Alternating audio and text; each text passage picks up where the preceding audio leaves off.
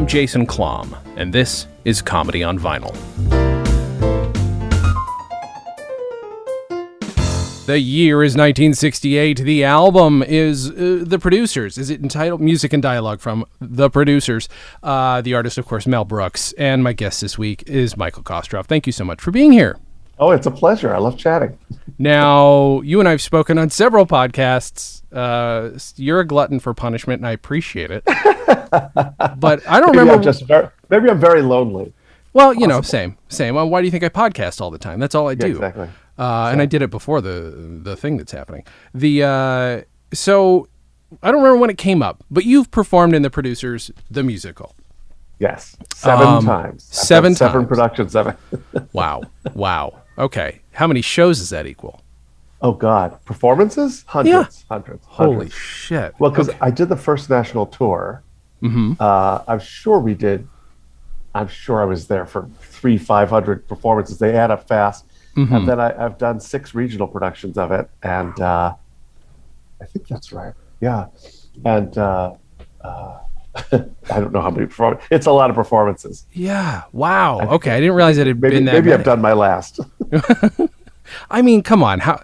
First of all, how old is Zero in this movie? I have no idea. You can play. I mean, you could. That is a character that has a weird range in terms of age. As long as you can, like, you just get it out there. I mean, I feel like anywhere from probably 40s to fucking 90. If you could still sing and dance while you're 90, I feel like you could still play that part.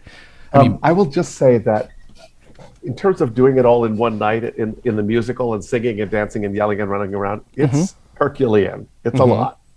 I love it. I love it because at the end of the night, you've worked. It's exhausting.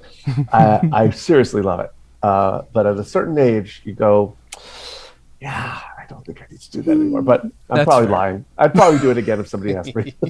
Now, am I remember correctly, you did play Max, or was it only Max, or have you played other parts? No, my first job in the first national tour, I was in the ensemble. I believe I played 12 roles a night, which I loved. Wow! Because I kept coming back as different people. Like I was a Bavarian peasant. I was a judge. I was a guy auditioning to play Hitler. I was Leo Bloom's boss. I was a gay assistant to Roger Debris. Okay, it was a great job, and I understudied Max and I understudied Roger Debris. Okay. And then after that, I've only played Max. I've done. I guess I'm saying I've done six productions where I played Max and one where I understudied. Oh God! Had you seen the movie The Producers before you did the play? Oh God, yes. It's like religion. Good. You know, it's like I grew up on Mel Brooks stuff. It was such an honor to be doing that work for him and getting to meet him, but also it's like a language that I speak from childhood. Sure. Rhythmically. Mm-hmm. It's the thing that Mel Brooks. Say did again. You know that he was a drummer? Yes. I think people hate me bringing it up, and I'm glad somebody else that wasn't me brought it up this week because nobody's ever complained, but I feel like I bring it up a lot because it's fascinating to me. It's very important because his rhythms are really important, and sometimes say to us, no, the line is and he would give us the rhythm of it. I love it. There's few people who I'd want more to take a line reading from than Mel friggin' Brooks. Oh, absolutely. He had certain line readings that he loved. Mm-hmm. Did they? Like when you first find the script. Yeah. He always wanted it to be, it's the mother lode. Like that to be like this low growl. I love it. I would love to know what his brain was like doing, because this was, if I remember correctly, and I could be getting my history wrong, but The Producers started out, The Producers I think started out as a novel, then it was going to be a play. And every time everybody was like, no, this is not a fucking novel. No, this is not a play. He's like, okay, then I guess I'll make a movie. And he makes one of the best movies in 1967. And then 40 years later, it becomes The Producers. A mega hit. Yeah, the biggest thing since, I don't even know. Had anything won that many Tonys when it hit? I don't think. I don't think so. I don't think so. It felt like a record. Yeah, it was like 13 or something. 11 to 13, somewhere in there. It was a lot. A ton of them. Yeah. And if we also want to talk about age discrepancies, I'm pretty sure Matthew Broderick was a solid 15 years older than Gene Wilder was when he played the role in the movie, at least by then. That's So, probably right. Yeah. he's playing much younger than of course, playing up the voice because he still sounds like a young boy, which is a Yes. bonus for him. Right. I don't know when I saw this movie. My mom wouldn't let me watch Blazing Saddles till I was older, but she let me see this. There's some stuff in here that you might not get if you don't get irony as a kid. I don't know that the producers is necessarily the best because I don't think your mom was concerned about irony. Maybe not. Maybe not. It might have been one Blazing word. Saddles is filthy. Yeah, it's true. And one specific word she might have had a problem with. And, she knows I like to repeat things and don't entirely understand why that's a bad idea. And so maybe that's why. That could be it. She didn't mind, this is a little sexual. It's a little randy. It's a 1967 movie. Yeah, but it's not filthy. No, not at all. It's not naughty. It's a little naughty. Yeah. At most. Do you know how old you were when you saw the movie? Was this something your parents would have shown you, or you saw it on TV first? I don't know. Yeah. I don't know. Probably. I'm going to guess I was in my early 20s when I finally saw it. Okay. Maybe sooner. I'm not sure. I mean, my real comedy upbringing was the 2,000-Year-Old Man series. Of course. I mean, I listened to that so much. Mm-hmm. So when I pick up the script to the producers, I'm like, oh, I know what this sounds like. I know how this goes. Yeah. That the 2,000-Year-Old Man. I quoted it all through my childhood. As you should. It's too good. Yes. It along with everything Mel Brooks did was like, oh, I should have grown up Jewish. As a kid, I really thought like I had to be Jewish to be funny.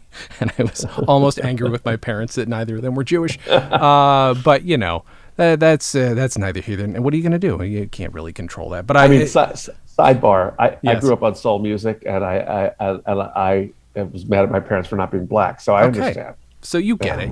You totally get it. Something hits you in the heart. There's nothing you could do about it. I think there was also, for me, there are elements of outsider.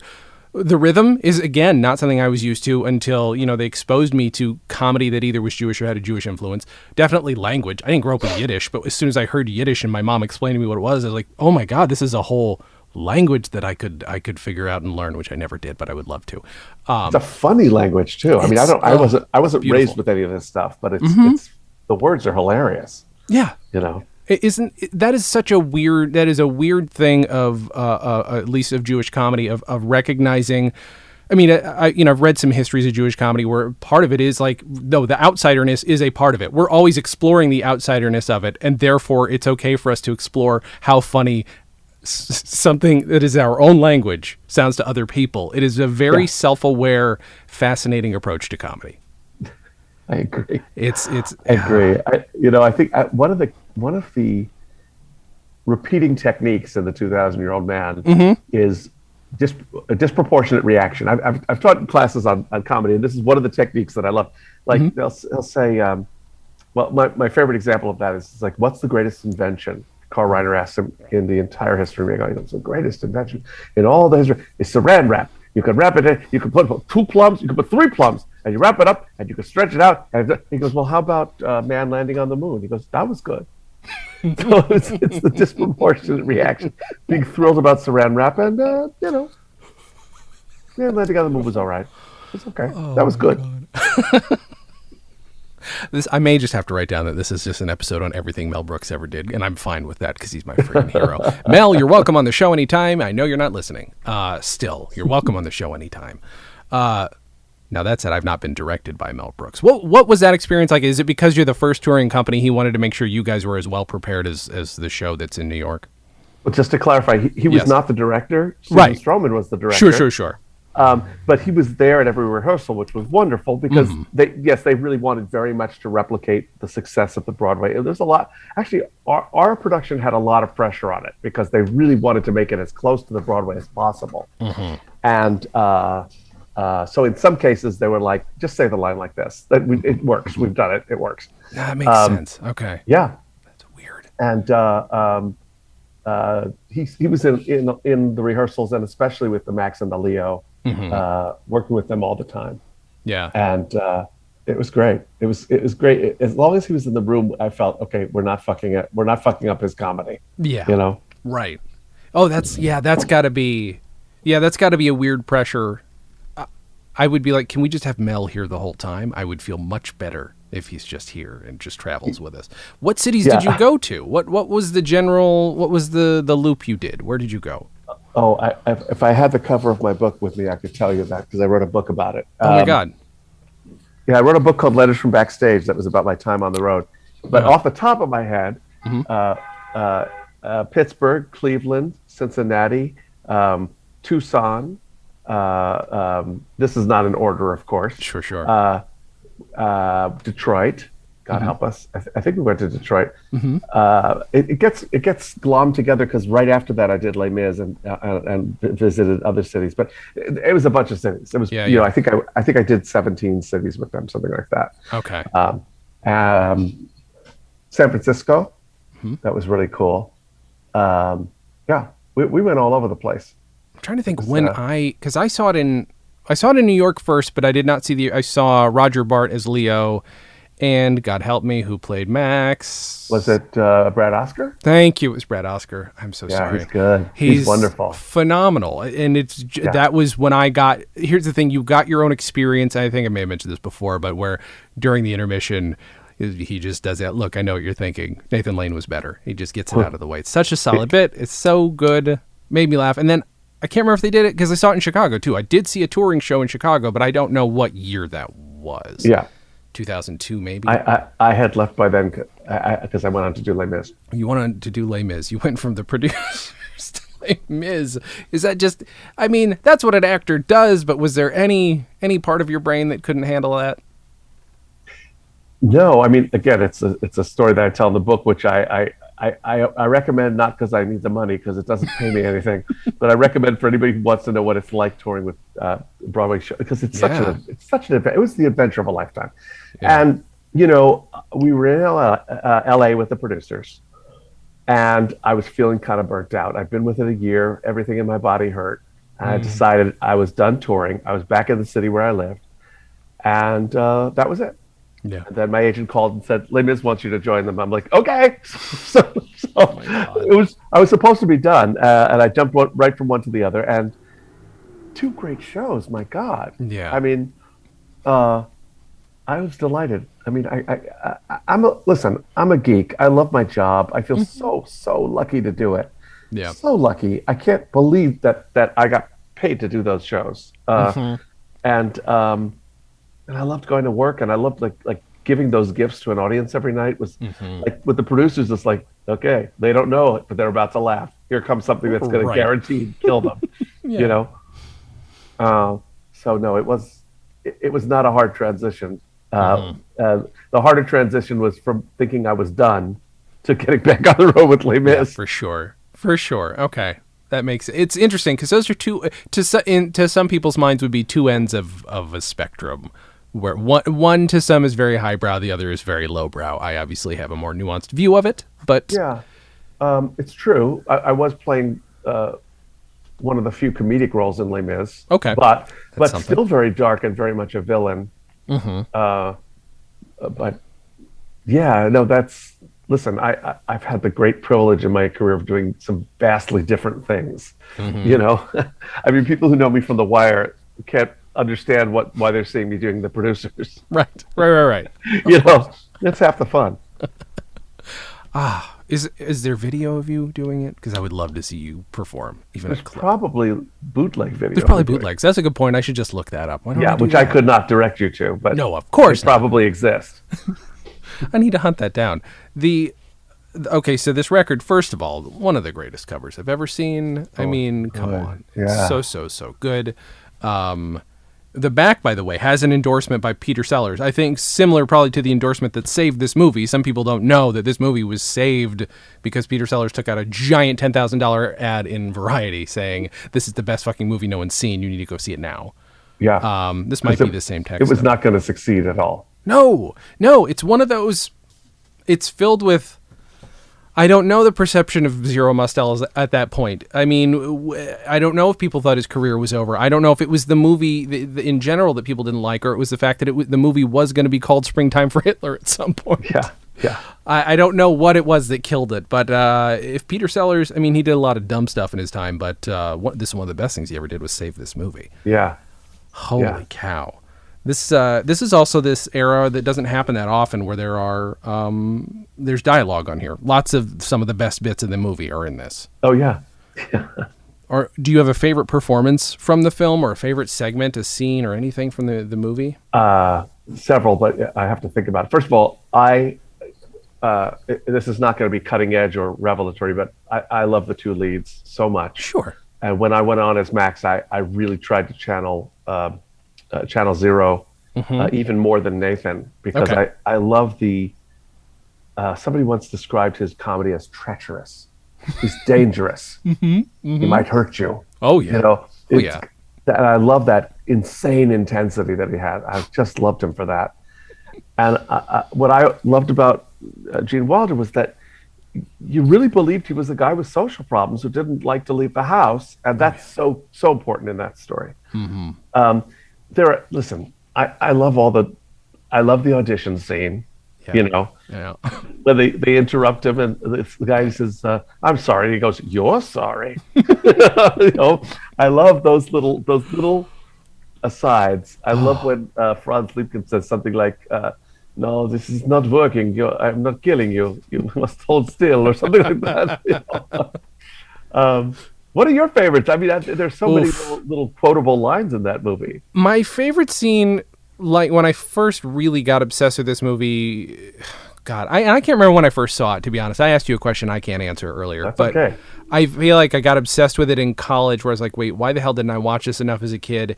And I even brought this scene with me to, I've only gone to 2 acting classes ever, but I brought my scene to 1 acting class. Like, bring something in that's got acting you love. And I'm like, great, my teacher's going to love this. I picked the scene with the blanket, the little blue blanket, blue blanket. And I, at that point, had listened to enough of the commentaries a million times to know that he pretended that the blanket was his dog mentally, so that he could really get into don't touch my blue blanket, and do this whole bit. And my teacher's like, I like him, but the other guy's too much. And I'm like, the other guy? You don't like Zero Mostel? And it blew my mind, because but it's something that's occurred to me recently. You have vaudeville right here, and you have actor studio right here. You have this weird passing of the baton that doesn't make sense, I guess, maybe to certain audiences. To me, it's perfect. It was magic. I thought it was perfect. You've got 2 guys who have totally different approaches. If you'd have given either of them the other part too, I would have loved to see like what they did with it, Odd Couple style, But it's 2 different styles that to me worked perfectly. It never occurred to me that it's 2 different styles, because they're in the same reality to me. 100%. I mean, someone once said to me, he said, "I like what you're doing as Max. What are you doing?" I said, "I'm doing Greek tragedy, the highest possible stakes." It's funny because of the intensity of that. I've got to have that money. I have to have that money, and the unscrupulousness that comes from how high those stakes are. And I'm like, it's not funny to Max. It's not funny at all. No. So I think there's some truth that this could be played with, and I think it's even funnier. Like I said, when Leo is really, really uncomfortable being out of the house, and really uncomfortable with all this noise and stuff, it makes it all work so beautifully. Mm-hmm. Did you ever read Gene Wilder's autobiography?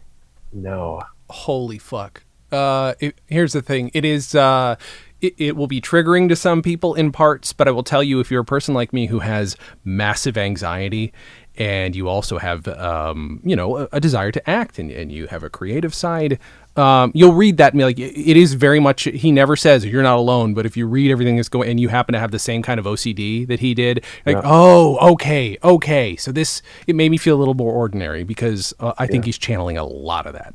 Lot of that into Leo. Absolutely. He had a great stage to put it on.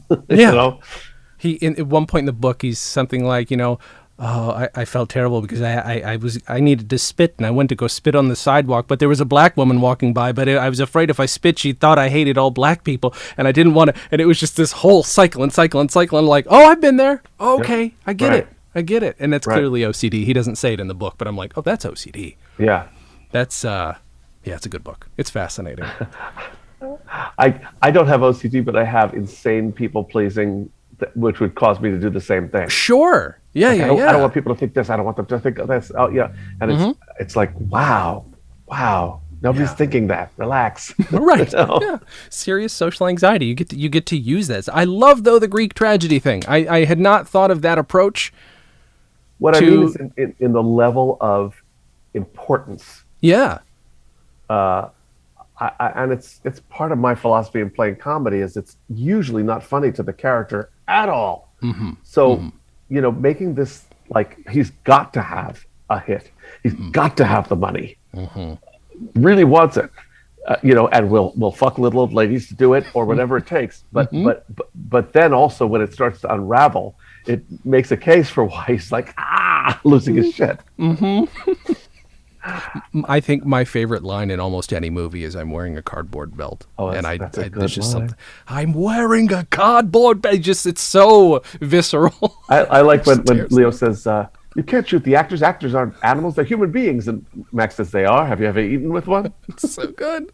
It's full of little ones like that. It is. And I feel like most of them make their way into this show, right? Most of the best lines do.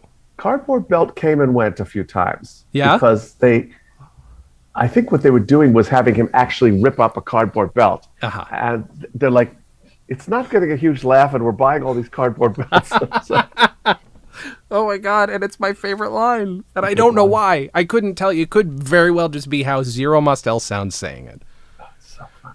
Where therefore anybody else who says it, all I'm doing is picturing Zero, and I'm therefore very satisfied hearing him do it. Zero Mostel's just internal energy. Yeah. Was just, God, one of a kind. We've discussed on this show before. Yeah. I think it was, if I'm not mistaken, this record came out. Oh, actually, it might not have. I'll get the date wrong. There's a reading of The Grinch Who Stole Christmas by Zero Mostel. And if you want to hear insane, frenetic, his own take on it, it's nuts. Ball to the wall, insane. Yeah. Oh, that sounds good. Yeah, it's great. I gotta find that. I have been tempted to take the cartoon and just like carefully lay his over, just so you hear blah, blah, blah, instead of the Listen, Karloff. if you ever do that, please send it to me. Oh, I'll send you the record. I'll happily send you the MP3 of the record. It's I out of print. would love It's it. out of print, and I don't feel bad. It's not stealing if nobody can buy it. You know, what are you going to do? Oh my God, that made me very happy. A gay romp with Adolf and Ava in Berchtesgaden. God damn it. It's so, there's just so much beautiful. I feel like in the, well, we're living in a strange time, of course. But a lot of people are like about Blazing Saddles. They'll be like, oh, well, you couldn't make that movie today. My argument, and I've heard other people make it, is you don't need to make that movie today. It's been made. That's why you can't. I don't think people are that sensitive. I think if they were that sensitive, the Producer's Musical probably wouldn't have succeeded because it's very much this. It's just placed in a different time period. Yeah. You know? Is it supposed to be the 50s or the 40s? I now 50s. can't remember. 50s, okay. Yeah, because they're like, the hippie thing doesn't play. Is that mostly what it was? They're like, the hippie thing wouldn't play, and the hippie thing was not the strongest part of the movie, I think. Right. I like the revised plot in the musical where Franz ends up playing Hitler. Yes. So good. Wait, no. Franz is supposed to play Hitler. And then he Roger breaks his Debris leg, goes right. on. It's very funny. I knew what you meant, though. Yeah. Oh, that whole who plays, again, I'm terrible with Broadway names, so everybody forgive me. Who plays Debris in the original? Gary cast? Beach.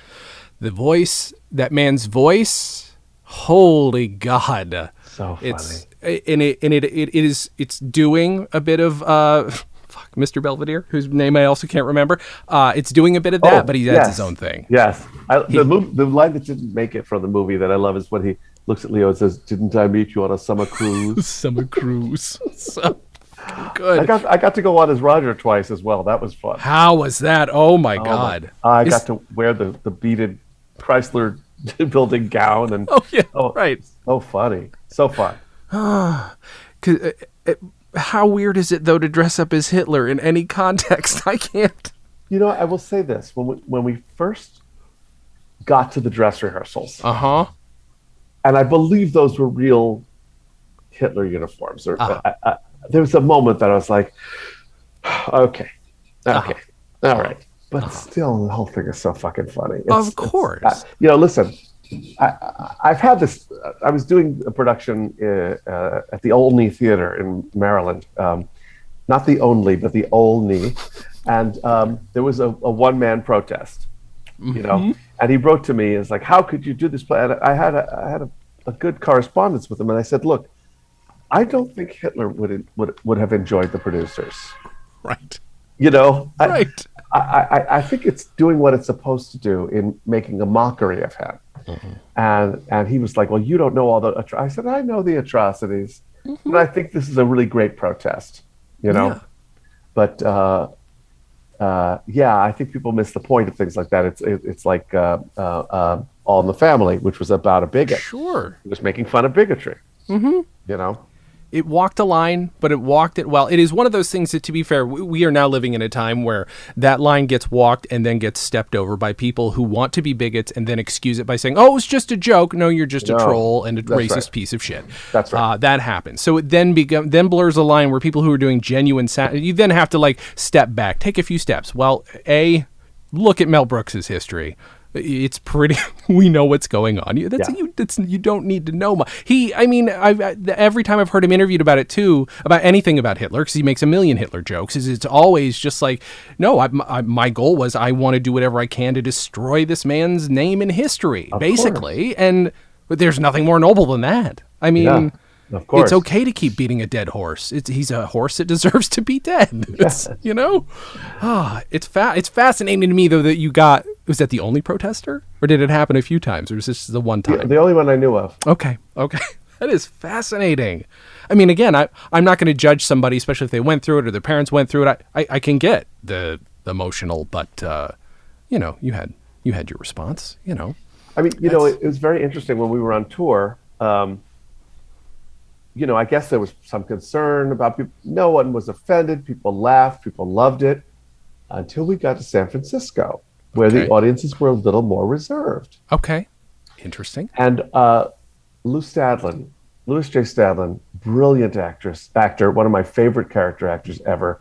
He was our Max, and I love him like an uncle. And he said, go figure, the liberals are conservative. They weren't sure they wanted to laugh at. Yeah. Right. You know, because it wasn't PC. But every place else, they got it. They got that we were just like, you know, lovingly making fun of everybody. Sure. Yeah. I mean, and it's. I will admit, like, I am super PC, and I try to be super aware of this stuff. I've never, and I then question, like, oh, well, if this didn't shock me, is there a reason? Like, what's going on? Is it something internal? I won't say that this excuses it entirely, but the fact that there are enough homosexuals co-signing the fact that there are that many gay jokes in it by being in it, there's something there. I'll at least say that. Yeah. You know, I know that's a stereotype, but we know a few people who are in the show are gay. And, you know, same with the rest of it. I don't know. It's complicated. Same with Jews and black people and women and all of it. We were all in the show. And you know, none of it is mean-spirited, which I know is not always an excuse, but I happen to love it. And it's also turning so much. I know that Mel Brooks very much wanted to obviously pastiche and homage everything he grew up watching as a kid, because that was his weekend as a kid every year, every week. So I don't know. Was it fun for you as somebody who knows plays and knows musicals to sort of get to do? Was this any of this a style you hadn't gotten to perform before in terms of performance? No, it's really I got to say, it's really my wheelhouse. Okay. It really is. And, okay. I loved all of it. And yes, I got the things they were paying homage to. There's some kind of stare. You know, there's some Showboat. There's references to a lot of musicals. Yeah. One version of the show, long before it opened, it opened on a takeoff, a spoof of Oklahoma called "Oh Nebraska," and I think in that version that at the beginning you were watching this awful musical called "Oh Nebraska." I wish I had seen that. Oh my God. That's so good. That's a very meta way to open a show. That's with a bad show. I just loved it.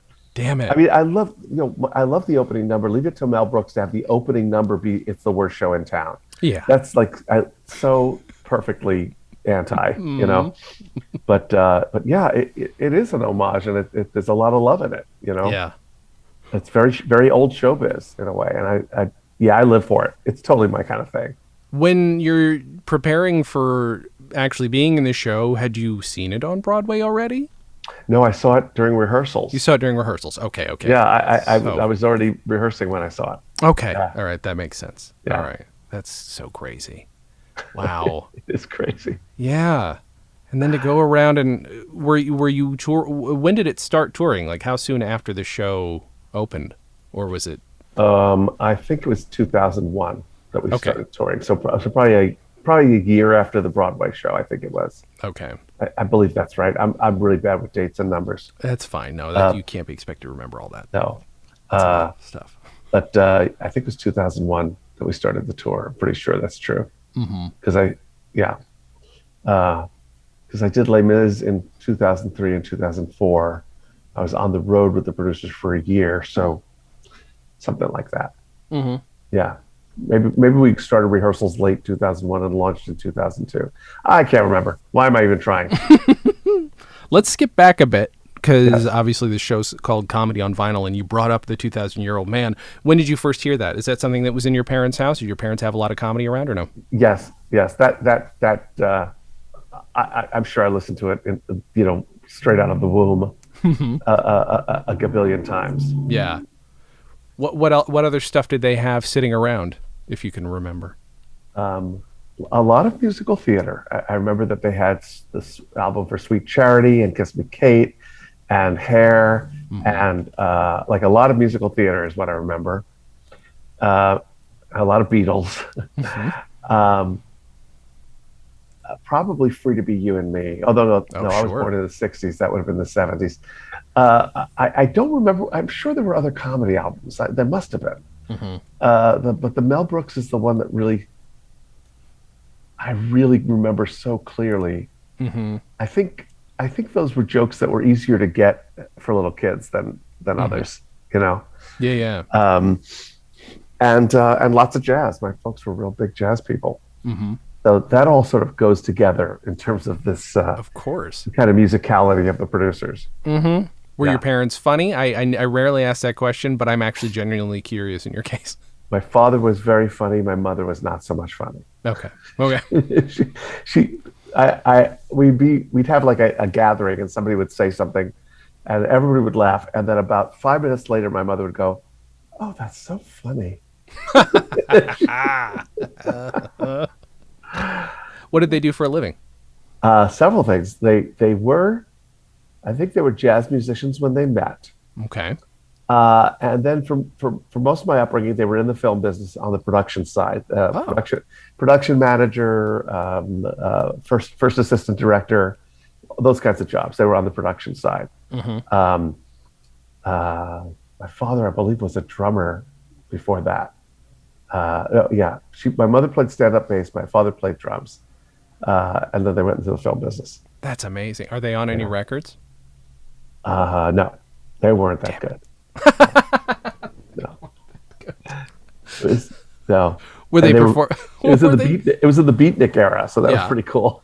Well, I'm kind of because of a certain comedian. I'm finally becoming obsessed with this era that I probably should have been interested in decades ago. That's why I'm just curious. Do you know what clubs they performed at or what? Ah, I really don't. son of a gun. That's Well, they were. I think they were out of that game before they had kids. So Okay. I don't know. That's You know. interesting though. I always only hear about the comedian part of it. Rarely the musicians, unless they were musicians before they became comedians. You know what I mean? Like that's usually how it goes. I interviewed Lorenzo Music's widow a few months ago, and they have a fascinating history. Fascinating history. Most people. I love Lorenzo Music for his part on Rhoda. That Of was course. one of my favorite things. It's great. Did you know he released a single as Carlton the Doorman? No. Yeah. Yeah. Yeah. Wow, you got gems. Co-written with her because they had a comedy team together. Him and his wife were a comedy team for a while. Wow. Yeah. They also co-wrote the theme song to the Bob Newhart Show, which is one of my favorite theme songs of all time. Yeah. And I'm waiting for her to get back to me and tell me what the words to that song are. Because I'm like, you have to have written lyrics because that's how you made extra money back then. I know that's a thing. She's like, we did. Let me see if I can find them. So I'm Oh, hoping. that's great. I want to know what they are. They're probably goofy. I 'cause just like, summoned up the melody in my head. I was trying to remember what it was. Yeah, that was a good one. That was a good one. I asked her, is it I am a therapist and I'm going home to Emily? She said, no, that's not it. That's not it. No. But I had to. I had to run it by her, at least. We've gone over your favorite moments, at least of one or two in the movie. What about in the play? Are there, and also I'd love to know about favorite moments in the play that went away and did not make it into the final cut of the show. Let's see. I'm trying to think of stuff that you wouldn't have been able to find out elsewhere. I love, in the opening number, King of Broadway, he's talking about how he used to be, he used to be a big deal and now he's down in the dumps. And he has this speech where he says, he talks about his mentor. Yes. And he has a whole long Yiddish thing that he says. And he says, and I don't speak Yiddish, but in my heart, I knew what he was saying. He was saying, when you're down and out, that's the time to stand up on your feet, 2 feet, and shout, who do you have to fuck to get a break in this town? Which is a great line. So good. So when we went on the road, they were worried that word was going to be offensive. And I'm like, really? We're going to be doing it to a little old lady 5 minutes later. Right. But so Mel Brooks wrote an alternative, which I actually thought was funny, but it didn't work. He said, when you're down and out, that's the time to stand up on your own 2 feet and shout, I'm down and out. That was pretty funny. They tried that. They tried who do you have to shtup to get a break in this town. I was going to say, all right. And the paper in Pittsburgh, in reviewing it, said, what, do you think we're too sensitive and delicate to do? And it went right back in. God, I mean, there are so many funny lines in that play. I love, it's after Leo has freaked out and he's having a panic attack and he lies down on the floor and he finally has his blanket back and Max goes, they come here. They all come here. How do they find me? I love that. It's a good How moment. do they find me? There are just a bunch of great lines in that show. That could be an all-day discussion. I don't remember what else was cut. One of the things that was cut from the movie that I wish would have been in was one of the guys who was auditioning. This really high tenor voice. He goes, I was the leading tenor in the Albuquerque Opera Company, and I was recently up for the role of the Gypsy Lover. And he says, what happened? He goes, I didn't get it. Very good. There's so many good ones. I don't know if they're playing out of context. If somebody hasn't seen it, they're probably going, I don't know. Right. Yeah, no, it's like we're both sitting here remembering, I remember how that works. Yeah, that's a good bit. That's a solid bit. That's timed well. Yeah, I mean, didn't get it. And it hadn't occurred to me, but obviously having he segments these scenes so perfectly, I think partially because obviously, yes, rhythm, we've discussed that, but also his sketch comedy background certainly helps. Just being like, oh no, this is basically the theater sketch. This is the audition sketch, Right. I think it helps compartmentalize that way. Yeah. I think it's one of the things that works. To be really honest, there are some lines in that show that they're not really funny on paper, but they are rhythmically funny. That you say it and you get a giggle, and you're like, I don't really know why that was funny, but it's funny because Mel has just rhythmically set it up to be hilarious. It's not really the content always. Right. Did he or anyone ever translate the Yiddish for you that he says? Because I can't find a proper translation because I don't know how any of it's spelled. That would be a part of the problem. No. No. I can't even remember how to say it. Yeah. Do you? I'm gonna slaughter it. Maxilla Alamense Musamachen Hayden Tugagatzen Kashin Pishin Pipikachen. Yeah. I have no idea what it is. I think it's I think some of it's not Yiddish. I'm pretty sure Pishin Pipikachen is just sounds like piss and pee-pee and right. Taka. Next, yeah, I don't remember what it means. I don't know what it means. I should know. It's fine. It might be gibberish. It could be, right. I'm going to... I love that after all. It's so classic Mel Brooks. And somebody says, what does that mean? Who knows? I don't speak Yiddish. Strangely enough, neither did he. Neither did he. See, here's the problem is if I'm doing it, I'm going to do it in Nathan, like my brain goes into Nathan Lane mode because I've heard it a gazillion times that way. You could do worse. Nathan was funny. Oh my God. So funny. Brilliantly funny. Did you have to do any meta stuff like I mentioned earlier that happens in the break? Is I know what you're Yeah. saying, the Nathan Lane bit. So in for those who might be listening who don't know, there's this song called "Betrayed" where Max is in jail, and he's losing his mind because everybody has turned on him, and he recaps the entire show. I love doing that song. It's exhausting. The first time I did it was as an understudy, and when it was over, I looked at the cast upstage. I went, "There's more. There's more after that song. There's still 20 minutes left of the show." Because I mean, what else can you do? And in the middle, he's acting out. This happened and this happened, and then he goes, "Intermission," and he sits down takes a little break, and it's a place where you can ad lib. I have found again. Now, here's an example of something that is not really as clever as it ends up being funny. When I do the show at regional theaters, I have the program under the seat, and I take out the program. I'm like, "Oh, they're doing Sound of Music next," like whatever it is, and that it's not clever, but it gets a huge laugh because it's solid. Meta and it puts you in the world. Of course. Also, if anything goes wrong in the first act, I'll open the program and go, "You remember when the window fell out from the door? That was hilarious." And they just love the sort of acknowledgement of what they've all seen. So good.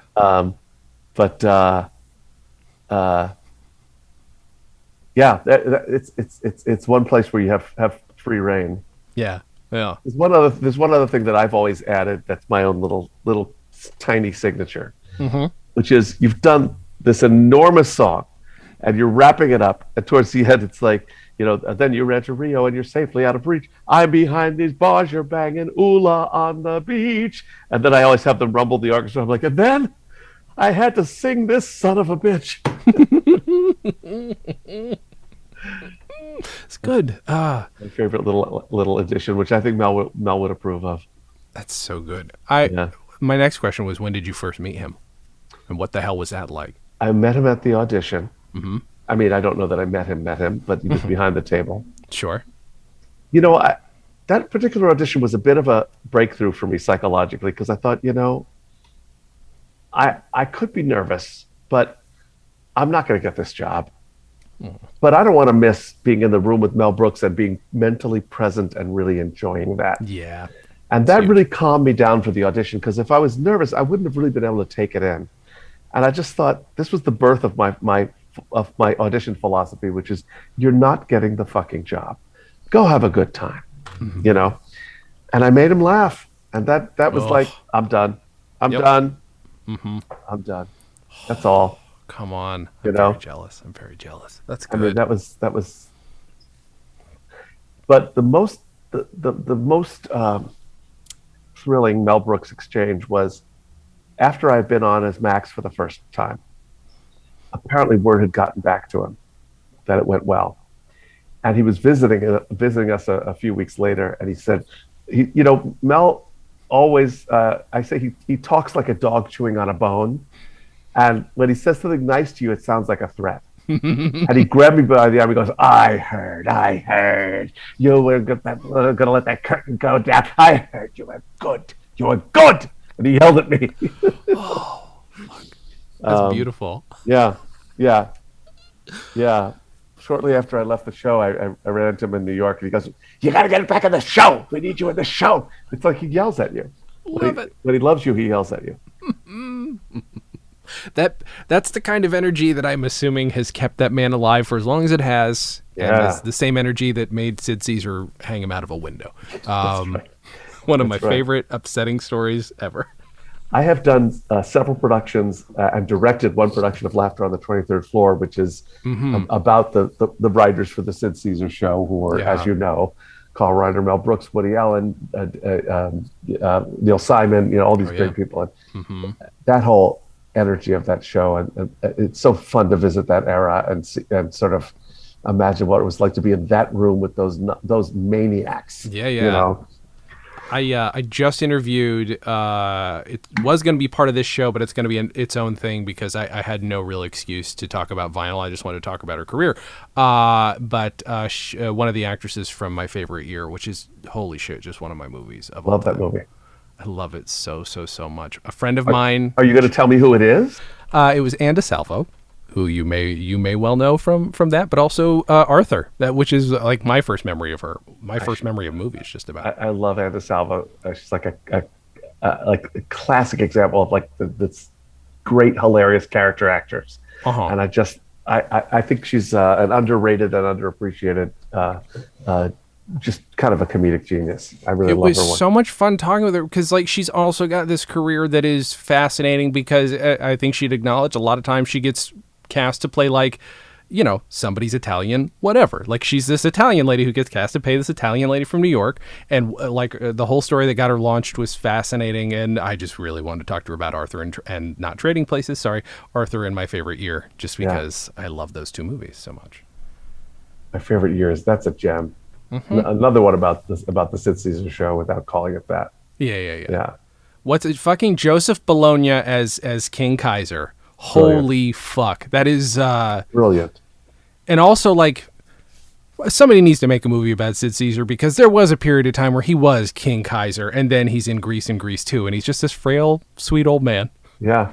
Who's just like obviously has learned a lot of also very good autobiography. I read his first autobiography. Very good. Fascinating. When it was time when I was directing Laughter on the 23rd Floor, I thought right away of a wonderful, wonderful actor who I had met doing the producers, Nick Santa Maria. And I thought, I'm not even going to audition people. I'm just going to see if Nick wants to do it. Amazing. And Nick is a guy who's sometimes too much for people. They're sometimes telling him to tone down his performance. And I was like, Nick, there's no toning down in this performance. And when I offered it to him, he said, this is my dream role. And it turned out, it turned out that Nick was an aficionado of 1950s TV comedians. That's his passion. That's what he knows about. He teaches comedy. He's written books on like Abbott and Costello and William Powell. Not the funniest, but you know, this is where this guy lives, where he unpacks his bags and I didn't know this when I cast him. So I felt like a genius. Of course you did. I mean, you know, that's and honestly, looking at him, I'm like, yeah, no, I can see it. I see this. He lives in that world. Yeah, that's so good. I love it. Do you feel like you've ever been acting toward a part? Has there ever been one that is perfect for you, or one that you feel the most comfortable in? No. Okay. Not that I haven't checked off. I mean, I've in the last couple of years, I finally got to do Edna in Hairspray and Mushnik in Little Shop, and you know, Nathan in Guys and Dolls, and like, you know, I've played all these great roles that I love. I've done Forum. I think for me, there are other bells I haven't rung. I still don't have a New York stage career. I've done tours, and I have practically no New York stage credits. That's my big white whale. Yeah, I think it's not the roles so much as the venue right now. Yeah. Could we conquer it if we did a musical of Moby Dick so it can literally be your white whale and you just play a musical Ahab? I'm sure that will be at least as successful as Rocky, the musical. I'm sure it will go really well. I'd watch it. It's just the thing is the whale has to be as big as that King Kong thing was a couple years ago. That's right. That's going to be gigantic and animatronic. Yeah, that went well too. That was another one that was a huge hit. It looked really cool. I'll say that. It looked neat. The monkey looked cool, but you know, I don't need to play Broadway prices to see a big monkey. Right.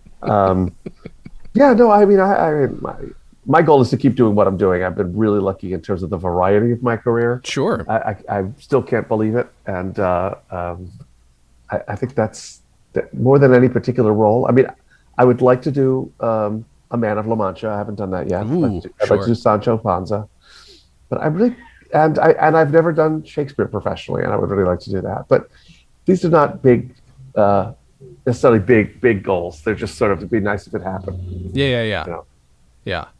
Or that you could stage yourself at some point. Yeah. You never know, right? Why not? Sure. When we all go to the Kostroff Theater and you get and I put myself in all the shows. Yeah. I think that's a little tacky. I'd do it. There's no doubt that I would do that.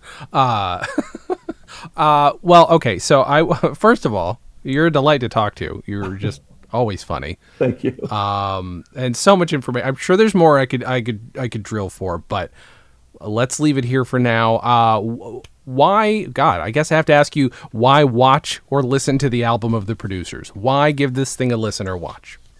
There are a couple of reasons. First of all,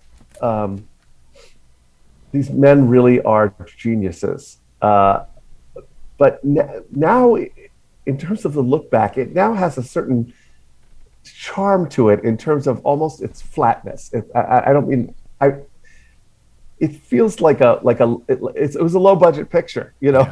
Yeah. And there's something so charming about that, and knowing that it has this storied history and it became the biggest musical ever on Broadway. And I think that's an additional reason on top of the fact that it's truly funny. And by the way, the music is really nice. The underscoring is beautiful. Yeah.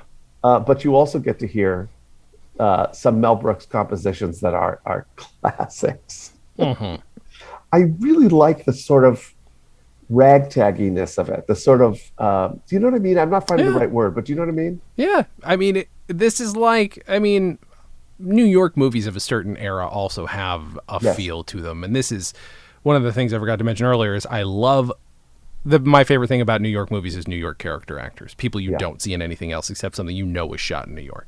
That Boyd's lady, she must have been in New York. Of course. Come on. It's just actor after actor putting in these little small parts that are just killer funny. Yeah. It never feels, I will never say it feels rough. I feel like it's a fairly perfect screenplay, fairly perfectly put together, but I know what you're talking about. Well, like it ends very abruptly. Oh, absolutely. And we're done. Yeah. But something about that I absolutely love. This is one of those moments too, where if I remember correctly, it was produced, I can't remember, oh God, what's his name? Either way, as Mel Brooks always points out, he produced all the Hercules Unchained, Hercules in Chains, more chains on Hercules. Like those are the only movies he produced, and then he decides to put some money into a comedy, and this is the one he picks. It'd be like if Roger Corman put money into like some up and coming young comedian's movie and it became a cult hit. And it's fascinating the weird little things that it took for this to come together. But if it wasn't for this, we wouldn't have the 12 Chairs. I think the 12 Chairs might have been before this, but I feel like I had to reference it's really like Rocky Horror in that it's a cult film. You need to see it, and the album is so worth a listen. Oh yeah, I think so. And again, it's one of those, we talked about the History of the World version of this album a couple weeks ago. The Young Frankenstein record is also the same. They're fun. There's comedy bits. You don't just have to listen to score if you're not a score person. Yeah. There's a lot of that. Michael, thank you very much for doing the show. Thank you for having me on. I love chatting with you too, and this has been wonderfully nostalgic for me as well. So thank you.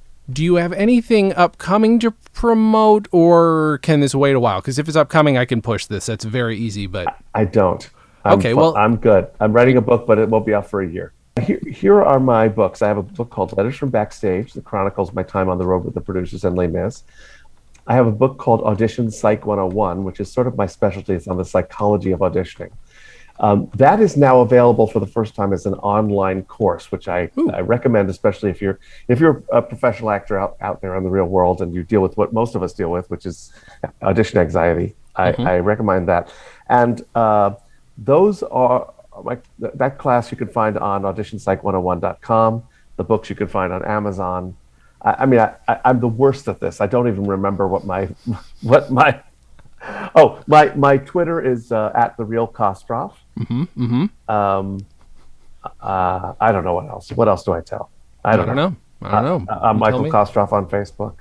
If something else comes up, you can always tell me. I'm happy. Yeah, no. I'm not much of a promoter. I just like talking. Yeah, I get that. Well, I'm going to have to check out your first book. I'm actually shocked I haven't read it yet. So. I think you'd enjoy it. I no doubt about it. This is very exciting. I'll come back and talk to you about it if you want. Oh, come on. That would be fantastic. I'm just going to say, what the hell else do I say? I don't know. You guys go to StolenDress.com. That's where all my other podcasts are. I feel like I should point out I made this Prisoners of Love poster, by the way. This is really something I made years ago because I'm a nerd and I like Saul Bass drawings. And I don't know, guys, listen to all my other podcasts. Michael's been on 2 of my other podcasts, and they were great episodes. Thank you guys for listening, and as always, have a good thing.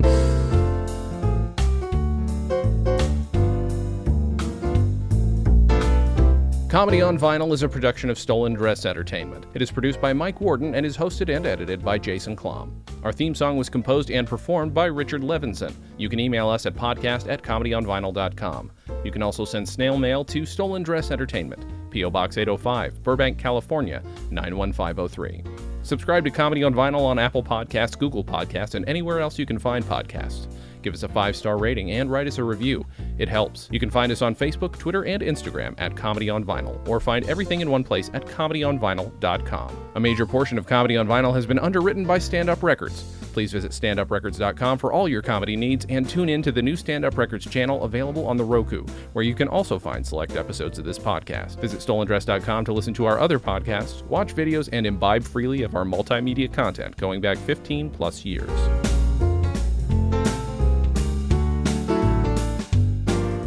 StolenDress Entertainment. Hey, it's my turn. Ah!